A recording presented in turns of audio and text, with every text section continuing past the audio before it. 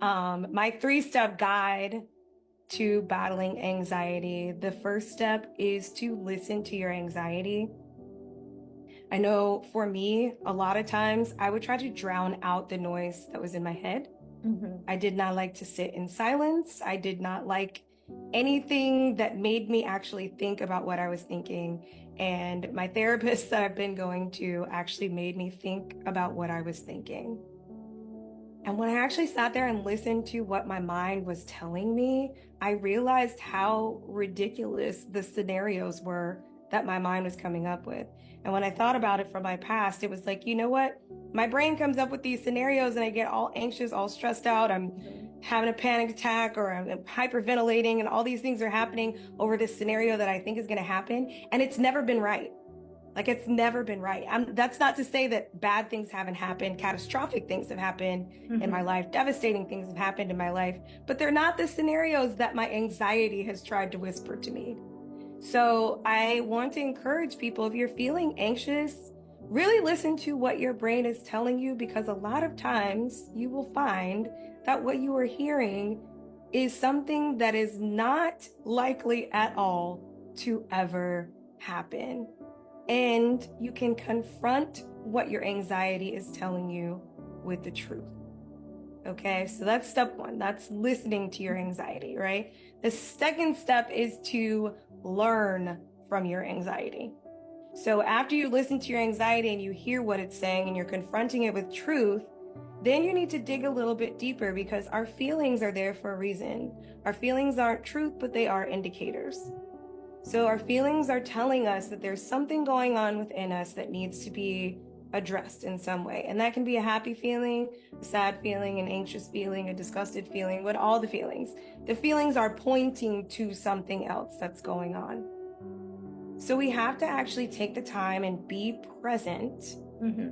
listen to our anxiety and learn from it. What is it that we're struggling with right now that is causing us this level of stress over what might happen in the future? And once we discover that, then we can get help with that thing. We can take that to the Lord in prayer. We can talk to an accountability partner. We can talk to our friend. We can actually express it verbally. But when you're in the thought spiral of anxiety, it's so hard to actually express what you're feeling and what you're actually anxious about. So you Hmm. actually have to sit and take time and be present and notice what's going on. And then lastly, once you know what the real trigger is, you can limit your anxiety. And you can limit your anxiety through things like gratitude. Um, in Philippians 4, 6, and 7, it says, be anxious for nothing, but in everything with prayer and thanksgiving. So I like to break that down, because here's how we limit anxiety, right? Hmm. In everything. So anything that is causing us to be anxious, we can take that to the Lord, because he says in everything, he wants it all. He wants to hear about it all. He says, cast all your cares on me, not your big cares, not the cares that you don't feel like dealing with. Cast all your cares on me. And then it says with prayer and thanksgiving.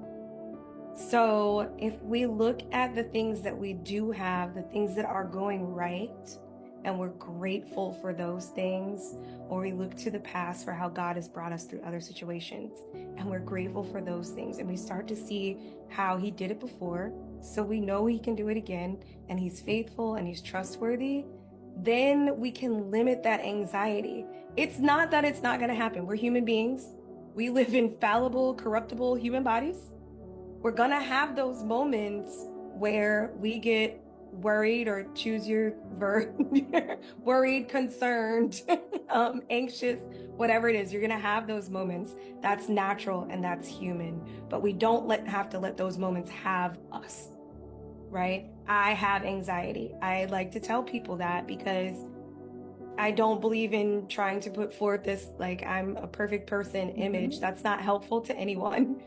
People need to know that especially within the world of the Christian faith, that there are people who are going through real life, real world situations that they can talk to and that they can relate to. So many people stay silent about these issues because they don't think anyone can relate to them, because people are putting up a veil of everything's fine and everything's perfect. And that's just not true. So when we confront that truth, when we're grateful, when we take everything to God, we can limit our anxiety. So those are the 3 steps. Listen to it, learn from it, and then you can go on and limit it. You explained it very thoroughly, and I have one question from what you mentioned at the end, that not a lot of the churches are equipped or understanding that there are people that are struggling with this disorder, and that is something that they need support on. What would you recommend for the church to be more supportive in this manner to people, individuals who are struggling with this type of disorder? So for individuals who are struggling with anxiety or any mental health disorders, I am a firm believer in Jesus and therapy. I believe that God created therapists for a reason, and we should utilize them. At my church, we have a care and prayer ministry called Stevens Ministry. And in the Stephen Ministry, we have a licensed mental health counselor, but we also have lay persons who are trained in care and prayer, and they go through several weeks of training on how to care for people who are having some sort of mental health issue or even mental health crisis. My sister actually did, she's a therapist, she actually did a training on mental health first aid, which is a training that churches can do. And then also maybe keeping a list of licensed trained therapists as a resource that you can point congregation members to and say, these are some therapists that have come recommended. Because I think a lot of people are like hesitant to go and see a therapist, but I mean, if you break your leg, you're not going to not go to the emergency room, right? If you have the flu, you're going to go see your doctor, right? You're not going to just sit at home and be suffering from the flu. So mental health is the same thing as physical health. When we're having an issue, we need to seek professional help. And thank God he's given us professionals who are well trained. I will say with therapists, I've been through several. I finally have one that is a great fit.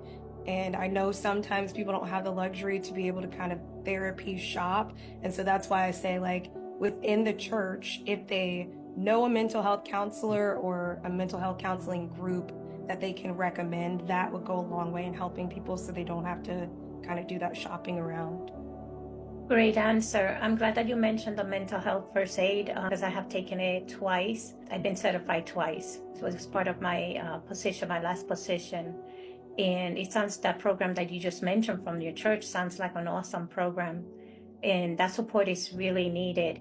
And one thing about anxiety also, that not a lot of people understand that there's some medical conditions that also brings the anxiety onset in individuals. So they may be struggling with anxiety, and the first thing that I refer to mental health, but in reality is a thorough medical assessment that they need in order to find out what's going on. And the anxiety may be connected to the illnesses that they're going through. So that's a good thing to also know.